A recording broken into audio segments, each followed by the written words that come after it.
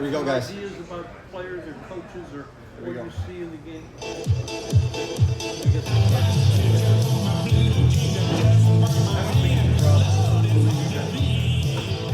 Hey everybody, welcome back to the Jim Feist Pro Football Handicapping Show. We are inside today at the bar area of DeMarco's Pizzeria and Wine Bar to talk about wild card game matchups with our guests. And before we get into our guests, Jim, I think we should start here.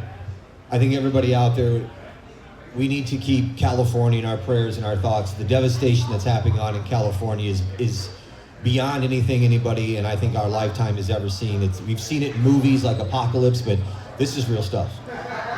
It's one of the. I mean, I watched it like 5 hours last night on News Nation and NBC and ABC, whatever. It is incredibly sad to see what's going on, and it's Maui times 10 or 20. Which was terrible too. It's prayers go out. There's nothing else we can do. I mean, we maybe would do a GoFundMe or something and try to get Vegas to help out over there because it's devastating. It's horrible. I mean, it can happen anywhere. It can happen to anybody. You never know. Life is about ups and downs, but it really hits you. It does. It's real. It's not a movie. It's real. Yeah. For all those people that have somebody that's a family, a loved one, a friend that has lost something, our thoughts and prayers go out to you. I just hope that the weather helps and we can get the winds down and the firefighters, and I know Vegas is sending some people there, and we can get this thing under control and get it out and they can start recovering. But want to start there and just let everybody know in California, at least us here on the panel, we're all thinking about you. We are, definitely. Let's introduce the panel. 2 new guys joining us today. First is from a numbers game and betting the book podcast. He's a pioneer in the sports betting podcast with a global audience and has achieved remarkable worldwide listenership. Gil Alexander, welcome to the show. Wow, that sounded great. Thank you for having me. Appreciate you having me. You are welcome. And also joining us is a sports betting columnist for the Las Vegas Review-Journal, Todd Dewey. Todd, welcome to the show. Thanks a lot for having me, guys. I'm honored to be here. We're going to take these in order of how the games are going to go this week, the playoff wild cards. And before we go there, I just want to know, Jim, your thoughts on this. I looked up this morning on the NFL, and they had the rankings. Their top 4 rankings in this order are Buffalo 1, Philadelphia 2, Kansas City 3, Detroit 4. Do you agree or disagree with that? Disagree. Where would you put? Well, at the beginning of the year, I bet Kansas City and the Lions to make it to the Super Bowl. Of course, I didn't know about all the injuries that would hit the Lions, and I didn't know that Kansas City would play with their food all year and just win by 1 or 2 points or 6 points or whatever. But they're still the champs until somebody beats them. I still think the Lions and the Chiefs are going to go to the Super Bowl. Amazing defensive effort they put up, the Lions I'm talking about, against Minnesota.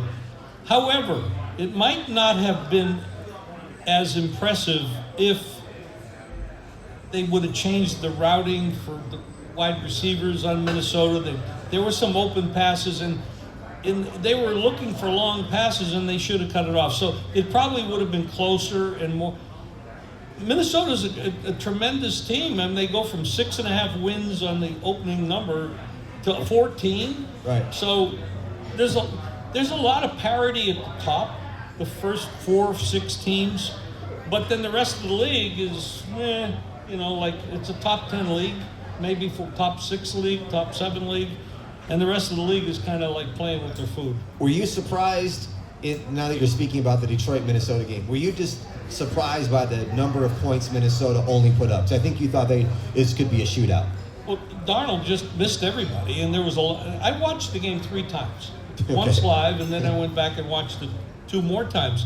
There was a lot of wide open receivers. And because they kept going for the long routes, he was getting under a lot of pressure. If they cut the routes off, he would have been able to get rid of the ball faster. It would have been a different game. They're a much better team than the 9 points that they put up in that game. I agree. We're going to get to them. But let's start with Saturday's wild card. The number 5 ranked Chargers are going to go to the Texans. The line started at 3. It's still at 3. The over-under's at 42.5. Gil, what do you like, if anything, about this game? I do think that I think a lot of people have become, justifiably to some degree, enamored by Jim Harbaugh in his first year with the Chargers. However, I do feel like, and it has been toggling between 3 and 2.5 all week. I do feel like what folks might be missing about the Chargers is, whereas wonderful as that shiny new object of Jim Harbaugh is and how well they've played games this year, that if you look at, not strength of schedule, but if you look at strength of victory for all the 14 playoff teams, they have the lowest in terms of their opponent's aggregate win percentage. I think it's like 348 or something like that. Don't hold me exactly to the decimal. But they have, what that means is they have beaten nobody. And it's still a home playoff game as a dog for the Houston Texans. And as those who have bet for years know, no one goes broke betting home dogs, let alone in the playoffs. Todd, I was just getting ready to ask you about the home field advantage for Houston. How much is going to play a factor in this game? Yeah, I was asking your buddy Chris Andrews at the South Point before he came here for sharp action on all the games, and sharps are on the Texans getting 3 in that one. But I know the Chargers had, the Texans at the beginning of the year, that was everybody's kind of trendy pick after what they did last year to win it all this year. But then losing Tank Dell and Stephon Diggs and Stroud being down a little, injuries. Now all of a sudden the Chargers are the kind of the hot pick. Definitely a big public play this weekend. And the Chargers had the best scoring defense in the league and don't turn it over a lot. So the home field advantage isn't what it used to be, but with the Chargers, they haven't had a home field advantage all year playing at SoFi, really. So I guess they're used to just playing road games every week, pretty much. Jim, I was going to ask you, because we've talked about the Chargers defense. And a couple weeks ago, the Texans put up, 2 points in a game? Right. I mean, are you concerned at all about the Texans' offense going into the playoff game? Well, they have offensive line issues. They've got wide receiver issues. The offensive coordinator he runs the ball a lot on first and second down, putting Stroud in negative positions on third down, which isn't really great to do that. You need to mix it up a little bit.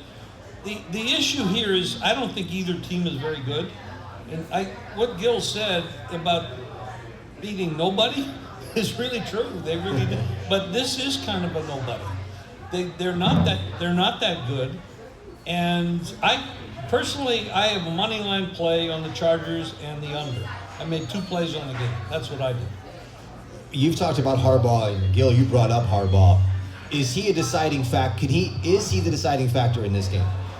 I don't know if I'd go that far. I mean, he has a definitely way of playing football. He believes in the nuts and bolts. That's why they drafted Joe Alt first. I think they're a great come-from-ahead team. It remains to be seen if they fall behind in a game like this. Can they, Justin Herbert, for as great as he is, are they set up to be a team that can come from behind in a playoff game on the road like this? I'm not 100% sure. I think DeMarco Ryans is a great coach too, though. So I don't know that he's necessarily Harbaugh, the deciding factor. Ray Lamarck is out there in the audience. You got a question, Ray, or a statement? Quick question, just thinking down the road, because we're on the topic. When it does come down to it, you brought Harbaugh in for a choice. Are they going to keep paying this guy $53 million a year after year with a defensive line coach without that help? How long are they going to put up with paying this guy, which I think he's an A-list quarterback, no doubt about it. But we all know what it takes to win that division and all that. You're talking about Justin Herbert? So you're talking about Herbert, if they're going to continue to pay him the money if they're not going to score. Over and over again. It's an interesting question because before this season, I was saying, for as great as Justin Herbert's talent is, and it's apparent to everybody, that until now, this was this offseason, I said he was about a year away from actually being able to take some incoming criticism, which is, if you went back last year and the year before and you looked, the Chargers, he was responsible for getting them into games and having a lot of really close games late, but towards clutch time, he would always seem to falter. I think a lot of that has gone by the wayside this year just by the nature of the game scripts. But to your point, I get what you're saying. Am I 100% sure he's going to be a Hall of Famer? No. But if you're the Chargers, you got to pay him. You absolutely have to pay him. If it comes down between Harbaugh and him. Oh, you got to go Herbert. You got to. Because as you know, and look, I know coaches are not plentiful either, great coaches. But for them, the Chargers, to make a decision that they would go away from Herbert, that would kind of be a sort of kamikaze thing for them, I think. Well, the other part of that might be that Harbaugh only came there because Herbert's there. That's right. Yeah. So if they got rid of Herbert, Harbaugh's not going to stay. Because you got to remember too, Herbert had Staley. That was his name, head coach. Staley. He might have been one of the top worst, coaches ever. And I don't know how much you can blame Herbert for any of that. So here they are in the playoffs, favored on the road. And that's probably because of Harbaugh. Yeah, and of course, Stroud had a regression year too. So I don't know that you're going to really learn anything about who they are in this game, because it could come down to one turnover, one coaching mistake or decision. And then next week, somebody's going to have to go play the Chiefs, and that's going to probably be ugly. Yeah. Jim, let's go into the next game with the Steelers at the Ravens. I believe it's still at 9.5. Is that still right, Crack? The total was at 45.5. It's down to I think 43.5. The Steelers just seem like they've limped into the playoffs. Can Tomlin get these guys to go into Baltimore and try and steal them? Because I don't see it. Maybe it's in Baltimore's head when they play Pittsburgh because they have trouble with this team. But Russell Wilson, they used to say, let Russ cook. I think we got to cook Russ. He just doesn't impress me at all. And then the wide receiver that they depend on, he's kind of a head case too. He drops the ball. He's always complaining. This is not an impressive, but they do get two guys back on defense. Porter, and I can't remember the other guy's name. It just disappears. But they will give Baltimore trouble. The problem is Henry's got 1,900 yards on the season. Lamar is much better quarterback than Wilson is at this stage. Not a 10-point. I can't lay 10 points. But somebody told me that the right bet to make was the under, and I was fortunate to get that. And Did you get it but I'm not mentioning any names. Did you get it at 45? Did you get it at 45.5? I got it at 46. There we go. That's even better. And I thank that person for telling me that. I think it's an underplay. Tomlin's going to gear up the defense. That's what they got. They got the defense. I don't know what the hell Russell Wilson can do anymore. They're only paying him small money. Denver pays him more money to get out of town than Pittsburgh pays him to stay in Pittsburgh.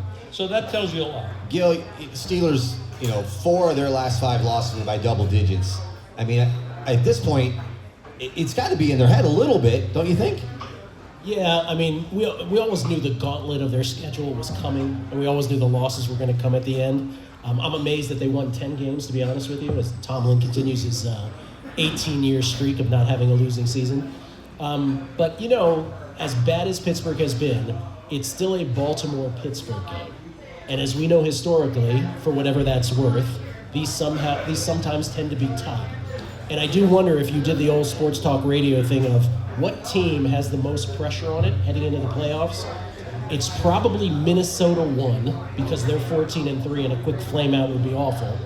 But it's probably Baltimore 2, which is, God forbid that Lamar Jackson has this stigma continue where he can't get to the promised land. Right. So there's a lot of that. So to Jim's point, as much as I think Baltimore's a better team and will advance, I am in no hurry to lay 9.5 or 10 points. That scares me.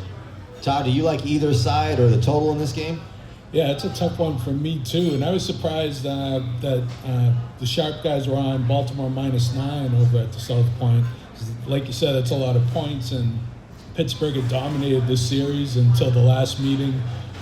Baltimore won by 17, and as you mentioned, the Lamar Jackson struggles in the playoffs. And Tomlin was always money as an underdog, but I think he's on a 1-4 spread slide as an underdog right now.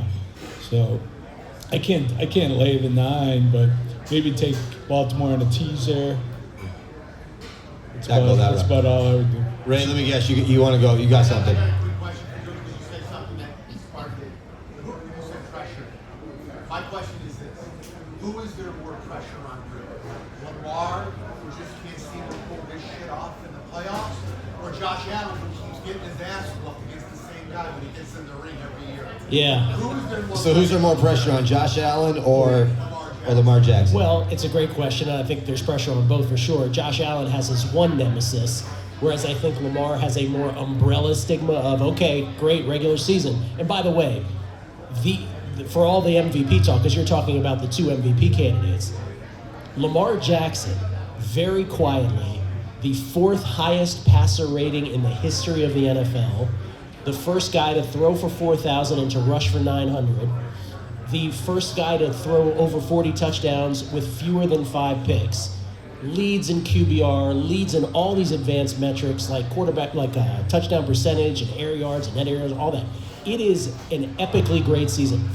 So I would say for him to flame out, that's kind of worse, because if Josh Allen loses to Patrick Mahomes again, it's still Patrick Mahomes. And I don't think there's anybody here who doesn't think that that dude is capable of just putting on his cape and riding to the Super Bowl again. Going into Sunday's game, the first one, the Commanders are going into Tampa Bay. Tampa Bay's 3-point favorite. Total's at 50. Jimmy, I know you're a big Baker Mayfield fan. I'm a Tampa Bay fan. We played ugly on Sunday, and then we find a way to win, and then got some help to get out of that seed and move up to the 3 so we don't have to face Minnesota. My question to you is, the rookie quarterback from Washington going on the road in a playoff environment like Tampa, does he have enough to do anything, or do you like Tampa -3? I like Tampa on the money line, and I like the over. I like the over more when I thought that Tampa had more injuries on the defensive side of the ball. Some of those guys are coming back, which is going to make it a little bit more difficult for Washington to score, and that puts the total a little bit in jeopardy. So I'm on it because I made the bet early. So I'm definitely on the money line Tampa, and I'm on the over. Baker has been playing. I mean, he's on some, I don't know what he drinks or drugs he takes, because I want some. I mean, you think about how he's advanced since Cleveland and all. Right. It's amazing how he's playing, and he's carrying that team. I mean, they got good coaching. They got deficiencies too, but and they did lose one of the wide receivers, which hurts. Yep. But they do have Evans. Now you got the. You know, you're going to have a problem with this game. It's going to be a tough game, but I do think in the end, you do have a rookie quarterback on the road, like you do with Denver, going up to Buffalo, and that's typically not a good scenario. Rookie quarterbacks on the road in playoffs have not been money. So I'm definitely on Tampa, and I'm definitely on the over. You know, in this game, I mean, you brought up a point there. Tampa is getting a couple guys back. I just don't know how healthy these guys coming back are going to be. They're obviously not going to be 100%, I don't think. So I think you got to take that into consideration. Tampa is at home. You know, the rookie quarterback, he's had moments where he looks like he's a seasoned pro, and he's had moments where he looks like he's still in college, so I don't know which kid's going to show up. I'm a lifelong Washington Redskins fan, so I warn you that everything I say is colored in that from here forward. He is about as non-looking a rookie quarterback as I think I've ever seen.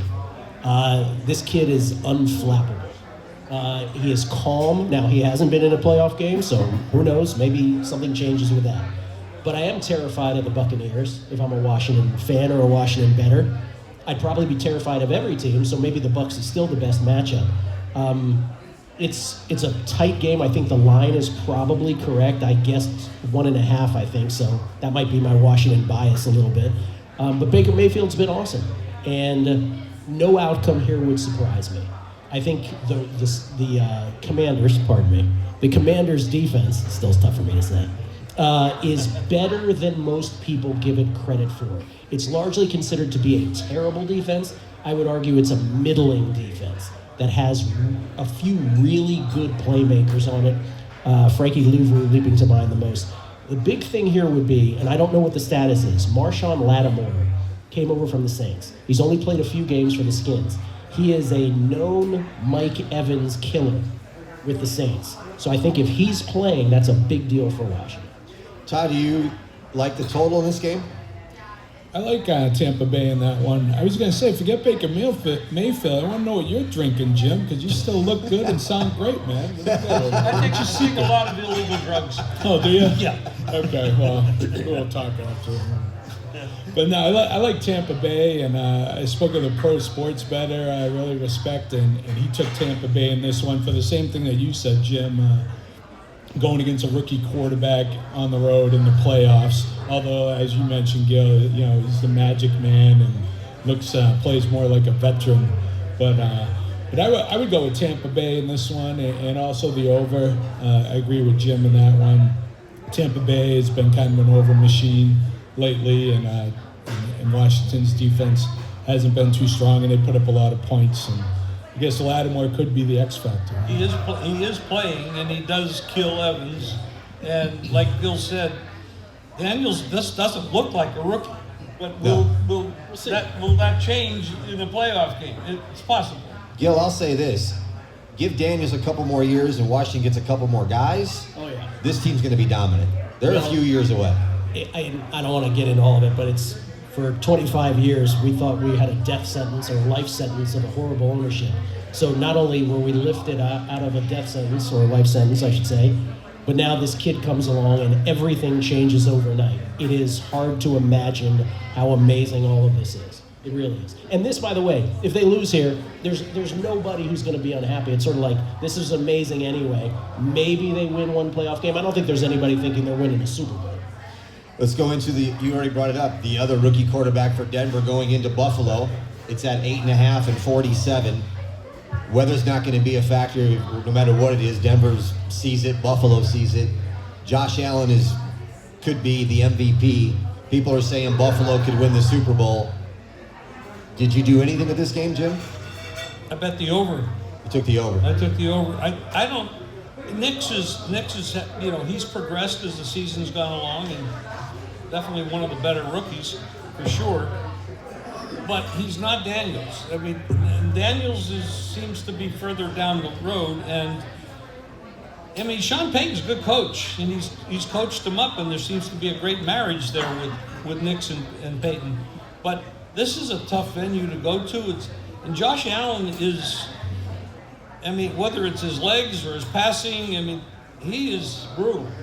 And that's why, I mean, I like them. I'm not going to lay that number, but I did bet the over because I do think there's going to be points on both sides.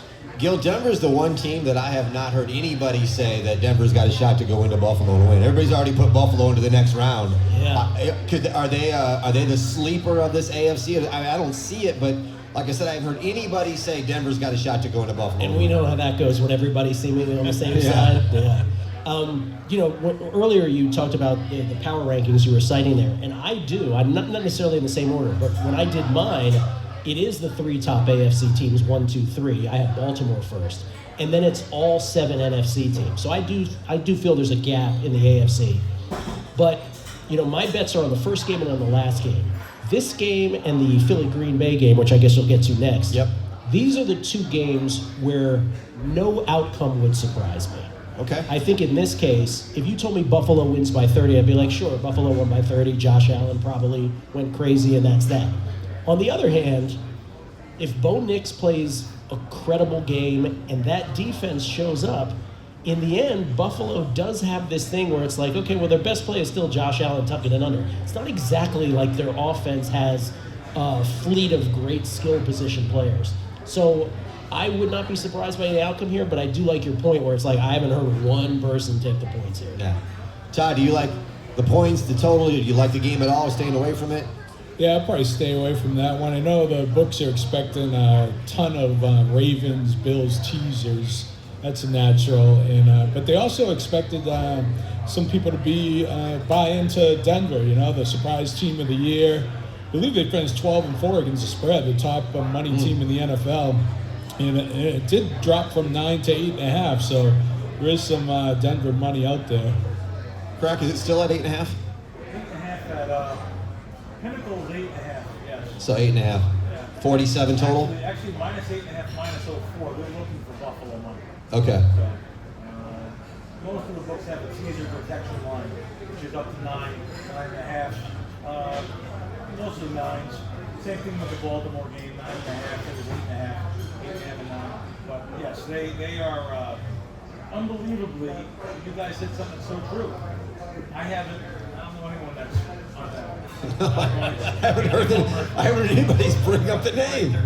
It's like they're not even in the playoffs. Like everybody's just forgot about Except it. for Pinnacle. Pinnacle will be on there. Okay, Ray, you got something on this game? Yeah, I do. I got a question. How do these casinos prepare for this? Like, How the casinos prepare for Buffalo money? I can't be the only Buffalo, Baltimore, two-team Buffalo. Boom! It's like BlackRock going down 5%. You just know. Shock. I mean, how do they prepare for that? Or are people really that scared? Does anybody here know that answer? Because I don't. So I might have a better idea than me. I was with Chris Andrews last night, and he would say, I don't want to put words in his mouth, but from a South Point perspective, I think he would say, well, as long as I'm getting the bets in early, then I can, forget the odds making part. I can be the bookmaker at that point and balance it enough where we don't get killed. I don't know how some of these bigger corporations handle stuff. Might be different. Well, just like Crack said, I guess they moved that number up to try to protect against the boatload of teasers. Yeah. Now going to the next game where I say we haven't heard anything about Denver. The next game I've heard so much about either side with Green Bay and Philadelphia. I mean, you got the Green Bay fanatics that believe that they're going to win every game. They do, but you got the Philly people that the both sides. But if you take the fans away from it, just betting people, I've heard both sides of Green Bay at Philadelphia. Do you like either side of this, or are you on this game? Well, Hurts he's coming off the concussion protocol. I heard he's playing. I heard that too. There is a history that when somebody comes off the concussion protocol, there's a fall off in performance. And now whether that's the fear of getting hit again, or maybe you've been rusty for 3 weeks, plus I don't know what that is. But they're a running team, as are the Packers. They both run the ball a lot. Love is kind of careless with the ball sometimes, and he's lost his over-the-top receiver in Watson. He's out.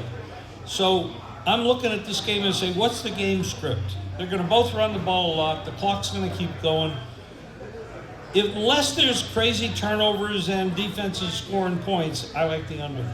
But I didn't play the side at all. Gil, let me ask you something in this game. All year long, Philly has shown their resolve in the second half with their defense just to wear teams down and take control of the game. Can you see this scenario in this game? Sure, I could, and you're absolutely right. Most of their games this year, teams actually played them pretty well for about 2.5 quarters, and then you turn around, you look at the final score, and they won by 30 or by 20. I don't know. This is what I was saying before about how no outcome would surprise me here. I agree with what Jim was hinting at, which is just because Jalen Hurts is back from a concussion, can we expect full Jalen Hurts? Like if they have a tush-push situation, are they saying, all right, Jalen Hurts, you just had your concussion, get in there and give us that yard? That seems like a kind of reckless thing to do. Maybe it's just me. I don't know. So maybe that gets taken out. I could be wrong. But Jordan Love is a problem too with the elbow, which we're not really hearing as much about. So I don't know. The Packers are one of these teams where they could really put out just a horrible performance, but if they come out and they win, I wouldn't be completely shocked by it. I don't think the Packers are to your scenario, I don't think they're a team that's going to get worn out, though. I don't think that'll be how they lose. Gil, let me ask you this, because a good friend of mine brought this up on something you just said, and I forgot about it until you brought it up, and it came in my brain. He said, don't be shocked if you see the fourth quarter of the Green Bay-Philadelphia game with both backup quarterbacks in because both starters got knocked out. And he said, and who's the better backup quarterback? Malik Willis. We wouldn't have said that before the season, but now it's a clear answer. Especially, by the way, if it's Kenny Pickett, because I'm not so sure Tanner McKee's not better than Kenny Pickett. Their third string. You're right. Todd, your thoughts on the game? Well, you guys are right with the two-way action. I guess sharps are on Green Bay +5, Philly -4. Pro Better, I spoke with Jeff Whitelaw. He likes Philly in this one. And, contingent on Hurts playing, of course. Sure. But yeah, Jordan Love is banged up as well, as you said. This was the game last year where Green Bay surprised everyone and crushed the Cowboys. But I think with Love being hurt a little, I think Philly and Detroit are the top two in the NFC, and I like the Eagles in this one. Are you agree with Gil if it goes to the backup? Yes, absolutely. Willis is the better backup. Willis Yes. is the better backup? Yes. Let's go to the Monday game. I haven't heard, I know NFL is watching the fire situation closely about whether this game's going to be in LA or if they're going to move it. I guess they're looking for nearby locations they could move it. Wouldn't shock me if it ends up here at Allegiant Stadium. They're talking about Glendale. Talking about Glendale, to move it to Glendale. Yeah. Minnesota at LA. Let me ask you this, because this has been something on my mind. I've been looking for this stat. Maybe Crack knows, maybe one of you guys knows, Scott knows. A team that's won 9 in a row like Minnesota, and then they lose. What's the percentage they win that next game? Because I won't be shocked if they get beat again in back-to-back games, because now everything that's rolling has been knocked off. I'd love to know what that percentage is of winning 9 and losing 2 in a row. Either way, do you like the game? Well, first of all, I have to know where the game is, and I have to ask Crackman, what do you think the line will be if it moves to Glendale? I would think Minnesota goes to 3. And that would make a difference. I mean, you're on a neutral field. You're taking 3 points with the Rams. The Rams haven't played that well. I mean, they've had some really bad games. I mean, they didn't play well against the Jets. They only scored low numbers against Seattle. We talked about the last 5 minutes of the numbers game this morning. Bill and I talked about this game. And I just said, it's funny how our eyes play tricks on us. So people only remember the previous week, and that's what their handicapping is based on. It's not the whole season. So the previous week is all they think about. Oh my God, Minnesota looked terrible. Maybe this quarterback is still the Jets quarterback. He's terrible. And sure enough, this line came out around 2.5 and actually 3 back east. At DraftKings had a 3. Wow. Oh, would I have loved to grab that? Because I like LA at home plus the 3 points. But now down to 1 almost everywhere. Some pick'ems out there too. I think if it does go, I think you're right. I think if it does move up to Glendale, I'm not going to say it's going to 3, but I think Minnesota will probably end up a 1-point favorite. Are the Rams really that good? I mean, they haven't played well. Yeah. They lost at home to Miami. They lost at home badly to Philly. They didn't play well against the Jets. They didn't play that well against Seattle. Yeah. That's why I said Minnesota. I think if you take out last week's game, by the way, it was 10-9. I don't know if it was the fourth quarter or the end of the game. Yeah, it was fourth quarter. 10-9. I mean, it was right there, the game. It did get away from them. Of course, I think Detroit scored 3 unanswered, but it was 10-9. It was a good game, going through. Kind of boring game a little bit, but now you look at this week and you say, wow, Minnesota's much better than the Rams team. And they just might be, but people just might be forgetting right away that what Minnesota did the first 17 weeks of the year, 16 weeks of the year. Gil, before I go to you, Scott, you got a point on this? Yeah, to Scott your Pritchard. initial point, how do teams respond after they were embarrassed? Yeah.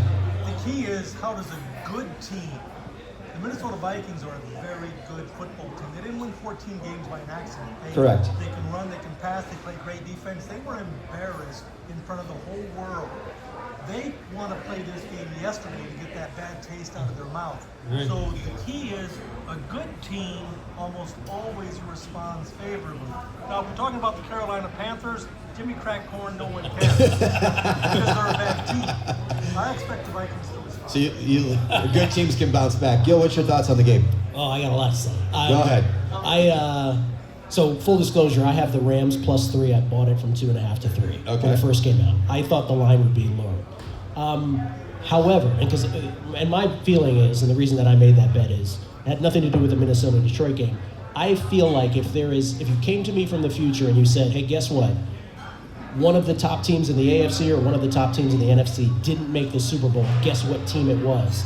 I would say the Rams. Just because I think they have Stafford in place with great receivers, and I think they have a stout defense, and so I think there's a world in which that happens. Now, could they lose to the Vikings? Absolutely, because I think what Crack is saying is right.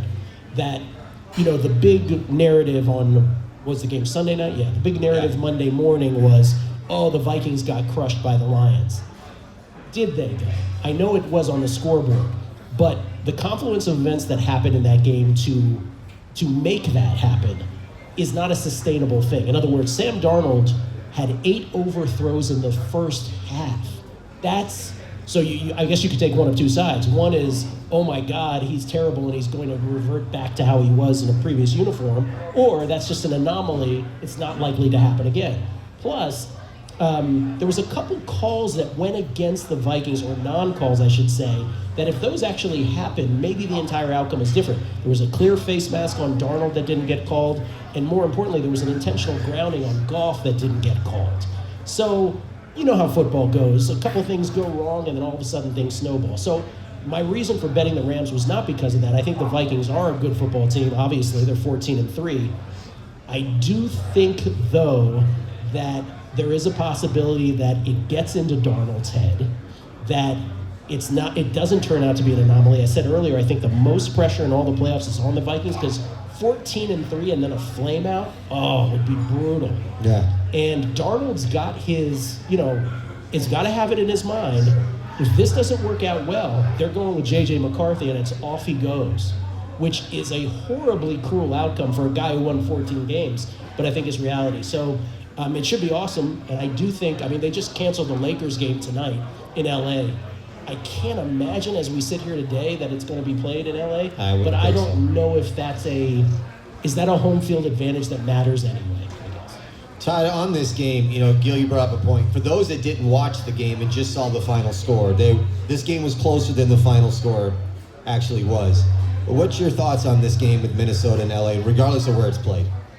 Yeah, as we talk about the Chargers, the Rams barely have a home field advantage anyways in LA. Maybe we'll have more support in Arizona. But it's just tough, obviously, for the Vikings, a 14-3 team, and then you get the 5 seed and have to hit the road in the playoffs.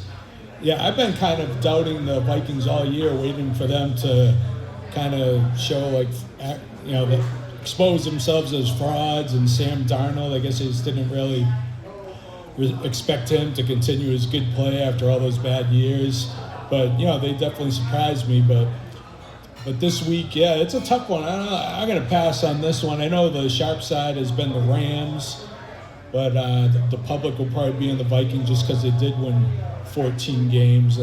Be an interesting game. I'm not quite sure which side to go on. I know a pro better I use in the paper likes the Vikings in this one, so it's just kind of all over the place. I'm not sure who to take in that one. Before we get into the college football playoffs and the semis, Jim, I want to ask you a question. There's 6 current NFL coaching vacancies between the Raiders, Bears, Patriots, the Jets, the Jacksonville, and New Orleans. In your opinion, what's the best job? Patriots. You gotta go that, Mike. Patriots? Patriots, yes. Well, first of all, the franchise has had great success, but I like the quarterback. I'm not sure they should have fired the head coach they fired, but... Wait, did he get fired because he won and they went from 1st to 4th in draft pick? I don't know, because other teams did the same thing.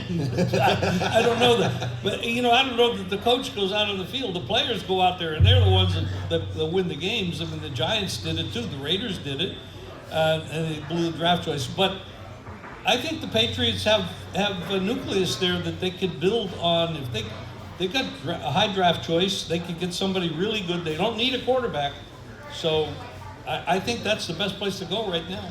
Gil, on that topic, I just saw something last night with the Raiders that Brady's reached out to Belichick about the Raiders job. How realistic can this become?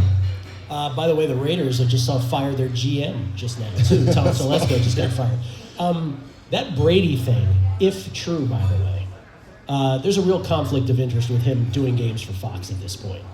They can get away with it this week, but as soon as the Lions advance, let's say the Lions advance past next week or starting next week, if the Raiders are going to have interviews with Ben Johnson and Aaron Glenn, their 2 coordinators, and Tom Brady is doing the game, you can't really have that. Other teams are going to be like, wait, he's saying so many nice things about them. They're going they have an advantage or whatever. There's so many ways. So I think that's the first thing. I don't think there's anything to the Belichick to the Raiders thing. You would effectively kill that university by, the recruiting would be smashed. Yeah. And also, by the way, just the rumor of it alone is a negative for North Carolina, right? The fact that, this guy's going to leave at any moment, I'm not going there. So I don't think I think it's, if you do the whole news versus noise, I think it's noise probably. Todd, let's move on to the college football playoffs and the game that we have tonight with Notre Dame and Penn State. Notre Dame, a 1-point favorite, 45 total. What do you see in this game? What do you like? I like the under in this one. You know, 2 of the top 5 scoring defenses in the country, kind of like the Notre Dame-Georgia game played out. And I know the sharp guys are on Penn State in this one. It went up to, 2.5 Notre Dame. Now it's down to 1. I kind of like Notre Dame myself. I just think it's their year. And but I guess on offense, they didn't do too much against Georgia. They had that turnover at the end of the first half and the touchdown and the 98-yard kick return and then big 98-yard run against Indiana. So I just see it as a defensive struggle. Gil, I'm going to come back to you before I go to Jim on this game. I want to ask you something about the college football playoffs. All top 4 seeds get beat. All 4 had a bye. How much do you think that bye hurt them? Because teams were coming in with reps, game experience, and teams have been sitting for 2.5, 3 weeks before they played. Do you think that was a factor in those 4 teams at all? I don't know if it was. I just think that the way that the seedings fell, that, you know, you did have some of these blue blood teams taking on Arizona State, taking on Boise State. So I think that's still the bigger factor. I will say this, I said this on the radio show earlier this week, which is how I know that they got the seeding wrong is when the March Madness brackets come out, there's 64 teams, right, plus the play-ins. But once you see the bracket, you kind of already commit to your head and memory, oh, okay, that's a 5-12 game. I know those 2 schools is an 8-9 game. You kind of, if you've done this long enough, you kind of get it. I had to recheck that football bracket every day, multiple times. I'm like, who's playing who again and who plays what winner? So I just think that the committee could have done a better job of sort of pushing along games. Instead of having Oregon and Ohio State in the quarters, this is not a unique opinion. I think a lot of people feel this way. But I think it was more just the matchups rather than the week off. On this game tonight, one of the things that I have heard of these 4 teams is Penn State hasn't gotten their due credit all year long. Do you agree with that? Yeah, because they didn't play anybody. That's true. And I think there's a James Franklin opinion that's pretty consensus that he's not a great coach. And plus these first 2 games, you know, the kid on SMU throws 2 pick sixes and then a 3rd pick, and that game's over. And then as Todd just said, how did Penn State win their last game? It was a barrage. Well, it wasn't a barrage. They went up 14-0, and then they kind of played with their food, right? They just sort of had weird play calling. They kept Genty intact all game right. long. Boise State got back into it. And like Penn State was doing some stuff where, we're up 14, we're 3rd and 1 in our own territory. Let's do some crazy misdirection thing where you're gashing them all game. So I think a lot of people don't trust Franklin. It's not that it's not like they played a great schedule, and so I think that's a fair knock. I wouldn't be surprised either team wins tonight. Jim, are you on this game at all? Initially, I bet the under, and then later, after I did some research and followed some other people, in college football, I don't originate anything. I follow some people that are pretty smart, and I bet Penn State. So I have Penn State in the under. Todd? Yeah, I was just going to say, you know, trends aren't always your friends, but I did see before I came here, James Franklin 4-19 against top 10 teams and 3-10 when Penn State's also in the top 10. Is that good? Let's go to the game everybody's telling me is actually for the national championship in Ohio State and Texas. 6 line for Ohio State, 53 over. Jim, did somebody get you on this game as well? Well, you see, my wife is from Cleveland. If I go the other way, I'm going to be in big trouble. So you took the Buckeyes. I have the Buckeyes. Gil? It'd be Buckeyes or nothing for me. I haven't made a bet yet, full disclosure, but that's how I would do it. Todd? Yeah, I don't want to jump in front of Ohio State either, but a pro bettor I spoke with grabbed the 6.5 with Texas when it first came out, only because he said the look-ahead line was 1.5, and after Texas barely escaped against Arizona State, and Ohio State destroyed Oregon, moved by 5 points. Just thought that was too big of an adjustment. Before we get to some questions from the audience, we got 3 bottles of wine to give away from compliments of J-Lore Wine. Albert, I think he's around somewhere. He may have the tickets. I don't know. Maybe not. We'll get to him. We'll just keep going. Next week on the show, we're going to have Doug Kazarian and Jeff Whitelaw are going to be joining us on the show.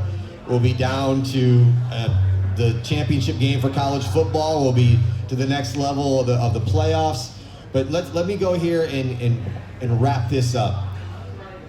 I'm curious to your thoughts, what you think is going to be the best game of this weekend for the NFL.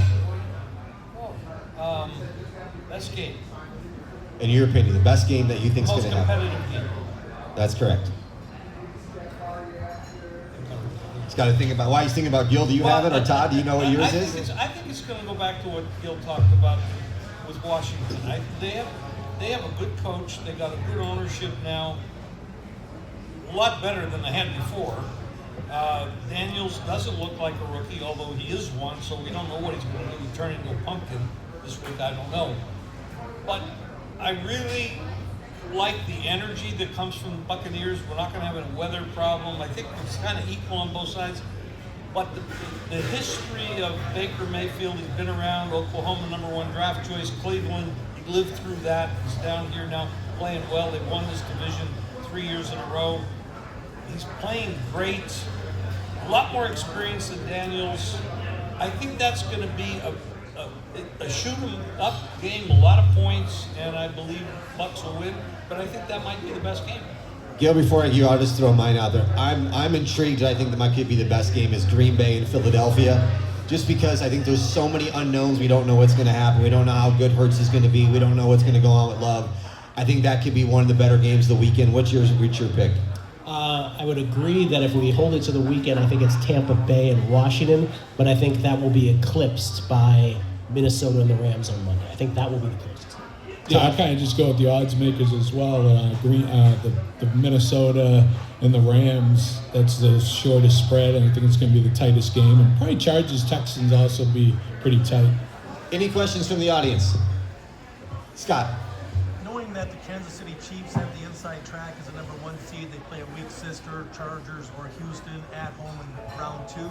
My question of the 7 AFC teams, from all 4 of you, who do you think poses the biggest threat? I think Baltimore, even though they're going to have to be on the road at Buffalo.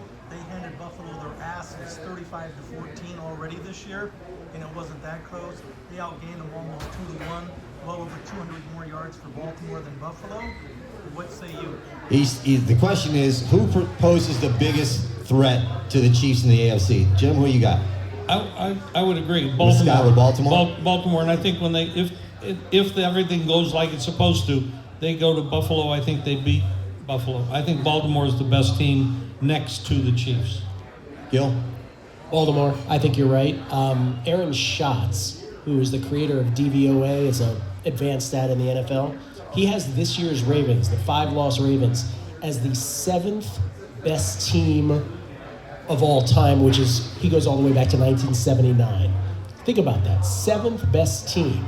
And much of his metrics, the reason he comes up with that is the Ravens against good competition tend to really have the best outcomes. They tend to really blast good competition. Now, will that happen against Mahomes in the playoffs? Who knows? But the answer is the Ravens. How about you, Todd? Just to be different, I'll say the Bills, and I think it'll be a great AFC title game if we can see the Bills and the Chiefs again as the Chiefs go for the 3-peat. I really want to see Bills-Lions Super Bowl. I mean, wouldn't that be great after the Bills lost 4 straight? Lions, never been there, tortured franchises. So My pick is nobody. I don't think anybody poses a threat for Kansas City, at home, with Mahomes and Spagnuolo, who I guess is not looking at being interviewed for the Jets, and Andy Reid. I don't see a combination that poses them a threat in Kansas City. I wasn't aware that answer was permitted. Correct, man. You guys bet, I know I bet less and less as the playoffs come. If we have more of a square audience, I would explain to them how it gets tougher and tougher. There's only so many lines, but it makes it a pretty efficient market. So I find myself betting less money on it during the playoffs as it gets deeper and deeper. Same thing with March Madness. First round I like, second, third round. By the time we get to the Final Four, I may not make a bet. So do you guys also find it that way where you're betting less and less? Or Joe Public, they bet more. They bet more because it's the playoff time. Oh my God, it's You know what, Crack? I wonder this, and it's a great point. I wonder how many times it's the fans of those teams that are putting up more and more money because they believe all of a sudden their team's going to get to go farther. They're not really pro bettors or like, oh, I'll put X money, more money because that's my team. Well, it's interesting the way you put that because in reality, I never thought of that. But when I get into the playoffs, I bet less, and even at the end of the season, I bet less sides and a lot more totals. And I knock on wood, I do really well. I do much better in totals than I do in sides, not all season long, but much better at the end of the season also. And I found myself betting more props on the Super Bowl. Okay. I'll have 60 bets on the Super Bowl. I'll have 60 bets. Did you say 60? Maybe more. Maybe more. 6-0 with the plus. Proposition bets, absolutely. As long as, Buy Crack lunch, he might give you a couple of those prop bets. I've been to dinner with Crack when he has so many bets, and I'm like, what do you need? He goes, I have no idea. You got so many bets you don't know what you have. No scoring game. Yeah. Let's give a round of you got a question real quick. Couple questions. One, what influences you to bet totals more so now this time of year? And why is that? Well, Why do you bet totals more than lines? What about the playoffs or what about the scenarios that leans you that way versus a side? First question. all of my bets in pro football come from watching games over and over again. I'll watch a game live. I'll watch it on the red zone's on. You're watching parts of the game. Then I watch them again. Like I watched the Minnesota-Detroit game 3 times, once live and twice on tape. And that's why I know that the final score was not indicative of the way that game should have been played. So I know Minnesota goes out of that game embarrassed. 9 points, but that was some coaching malfeasance with the Minnesota not changing the route concepts and stuff and helping Darnold. He didn't do it. And maybe that's the inexperience of the head coach. So I have to take that into. So all of my bets in pro football doesn't come from analytics. I'm a guy that, maybe it's because of my age and I've been doing this for so long, it's about watching the games and understanding the game. And so at the end of the season, I feel like I know these teams as well as I will ever know them. And I don't think the odds makers spend as much time or effort on the totals as they do on the sides. And I think it gives me a little bit soft. I mean, the last 15 totals, I won 13 of them. I'm not that good with the sides, believe me. So. Second question. The line has not been moved on the Baltimore game. Is that correct? The 9.5-ish. 10. You hit 10, I think right? so, that is some 10s. So Baltimore is a little different without Zay Flowers. He had Yes. 5 catches for 100 yards in their last defeat. He is out. They average less yards per play. Henry averages less yards per rush. Does that influence anything in your thoughts on the side? Well, what influenced me on the total was a friend told me what I should do, and so I bet under 46 and it's down to 43. I would not lay 10 points. I think it's a too big a number, especially when you think it might be a low-scoring game, which makes each point more valuable. Right. So I would be on Pittsburgh, but I can't stand the way they're playing. So I'm not going to play the side. I had read that since 16 home divisional favorites are 6 and 17 against the spread.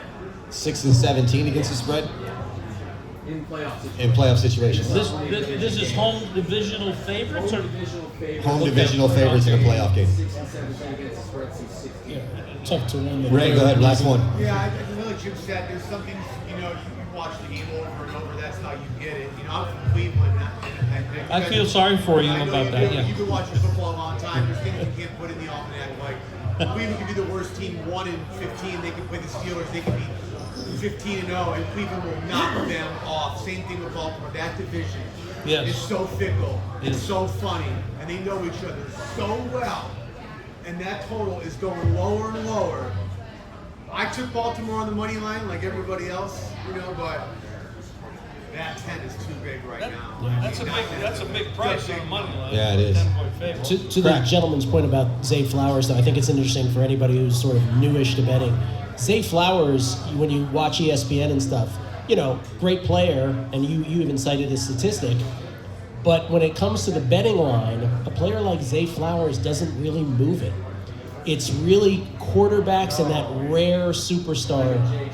Right, exactly. So it's a fascinating thing between betting and your mainstream media narrative. Crack. I don't think there's anyone here that's looking to lay points on Baltimore. I think it'd be money line only, and I'm not a money line guy. I don't like betting big favorites money line, but I'd be looking more towards the money line there than laying the 9.5 points. To be honest with you, stations have a 10. If you only rode a 10, of course they don't bet with Pulse. They've thrown me out and almost people out for winning. But, yeah, so, Mason McCormick, he brings many changes of underwears over the Red Rock every day at work. I'm scared to death. But, so, that 10, I would look forward more to taking that 10, definitely laying anything. And to your point about the Pittsburgh game, I'll tell you, MCI, I'm the one that told Jim when we had under 46.5 on that game, I actually got all the 46.5 in town. They can't stop me from playing there. But how stupid it is. But when I said that, I got to tell you, now that it moved, it was 43 over $1.04 at Pinnacle. I got to tell you, I don't middle games. I don't bet games to middle games, but 43, one of the keyest numbers in the NFL the last 5 years. Maybe even if I overbet, if I knew it was going to move that much, the 3.5-point middle on total, which is real tough to middle totals, I kind of like the over 43. Again, I'm still sticking with my conditions. Under 46, I bet once. Under 46.5, 3 different books in town. And but it could be both sides of the game could be right, believe it or not, at a certain number. Yeah. Let me ask you a question on that. Okay, we have these big favorites. You got a Baltimore big favorite, you got a Buffalo big favorite, and there's another big favorite out there. But how about a money line parlay with those two favorites rather than lay a money line? I'm just asking what your opinion of that is. Secondly, the second part of the question is when you're talking about the totals, is Pittsburgh going to be able to score? Because they haven't done crap lately. So team totals, and rather than playing a total in a game, a team total issue. Would you bet Pittsburgh under their team total? Yeah, good point. What do you think? Same thing with the Buffalo game. I actually looked at the Buffalo game when I was there before, just to see what their team total was. I actually, a rare time I like over on the team total, but I can't go over playing. If it was 27.5 flat, it's going to play. 27.5 minus $1.34, minus $1.40. Only 3 plays inside the lineup. I'm not really a team total guy as much as I probably should be, but then again, because you're paying a penalty in the way of the tax when you're playing team totals. You're playing $1.15 each way instead of $1.10 each way. I'm looking to pay less juice. I'm looking to play into markets that are much. I want to bet a teaser in town. Where do you bet a teaser in town? I don't know any pro that can beat Las Vegas betting teasers. I don't know any. Because they charge so much. I mean, I love the guys at the South Point, but they might as well have a mask and a gun with their charge. I love them to death. We love Chris, we love Jimmy, we love the guys there. But $1.60 for a 7-point teaser. That's no one could beat that. And the same thing with, I'm used to paying, I'm doing this since the 90s. I was paying no juice on 6-point teaser at a half a dozen books. I was paying $1.15 on 7-point teasers. I wouldn't lay over $1.20 on a 6-point teaser. Nowhere in this town you could do that. So to your point, to your question, the money line parlay on those favorites where there's teaser protection lines might be better than the teaser price with your local guy, which you could still get $1.20. Even at DraftKings, still get $1, even though there's crooks too. You could still get $1.20 and on 6-point teasers there for now. That'll probably change too. They love to round everyone there too. Before we go, we want to make sure that we hope this thing in California gets taken care of. Our thoughts are with everybody who's been displaced. How about a round of applause for Todd, Dewey, Gil Alexander on the panel, and the man, Jim Feist. Everybody, good luck with your bets this week. We will see you next week here at DeMarco's Pizzeria and Wine Bar for the Jim Feist NFL Pro Football Handicapping Show. My name is Tommy Canale. We'll see you next week, everybody.